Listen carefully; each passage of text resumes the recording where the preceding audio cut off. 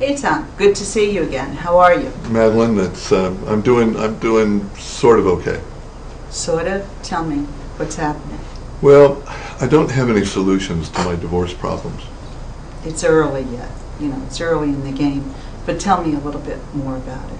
Well, things are just all over, especially on money. Yeah. I'm conflicted about child support for Josh, who, as you know, is not my son. I know, but you have a special feeling. Got almost 7 years from the time he was 3, which is when he first, kind of started saying "Dad, Dad," and now he's 10 and he's doing sports things, which are really fun for me to do with him, and I get a tremendous good feeling in being with him. He's just a delightful little guy. How's he reacting to the divorce?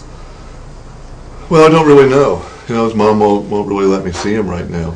Oh, I didn't know that had happened. You should call me so that we could work on that together when something like that happens. Don't hesitate to call us. Right, and I'm also worried, about how much support I'm paying, spousal support, because they're in my house, which I owned before we got married, and I'm in a studio apartment downtown.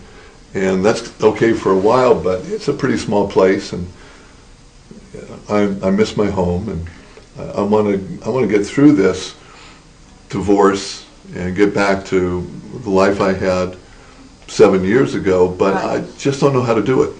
Well, let's start with your goals first. In terms of Josh, do you wish to continue the relationship with him that you had? Oh yes, he's a great kid. Okay. And I think you had mentioned to me that he's not your biological child.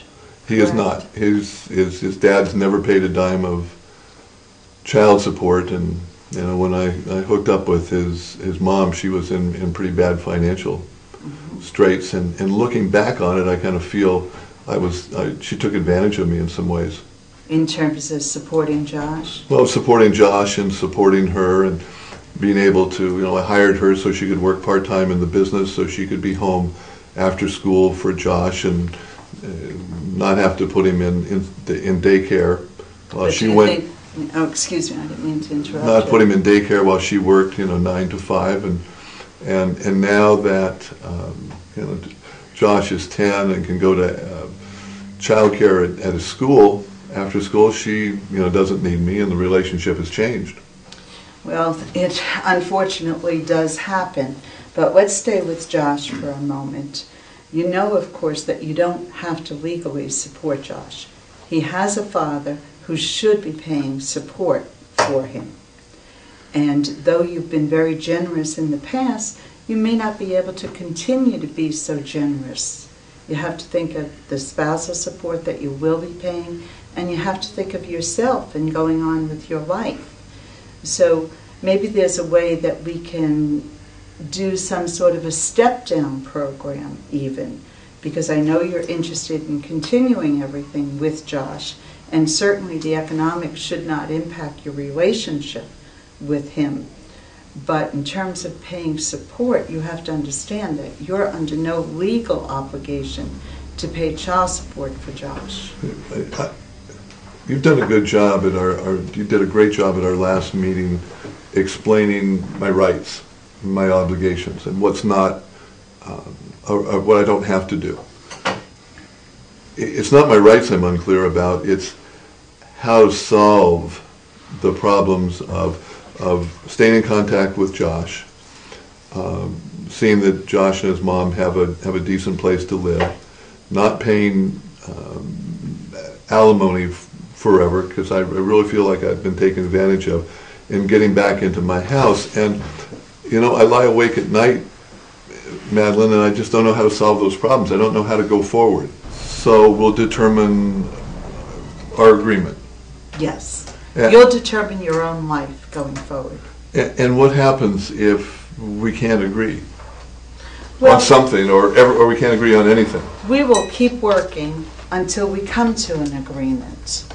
And if we decide that we can't, for example, if we can't arrive at a reasonable budget going forward so that the two of you can live comfortably, well, perhaps we'll need a different forensic accountant to help us with that.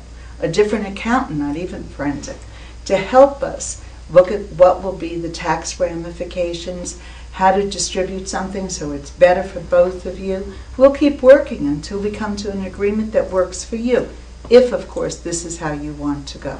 Well, it's what I want to do, but you don't know my wife yet, and I have some residual concern that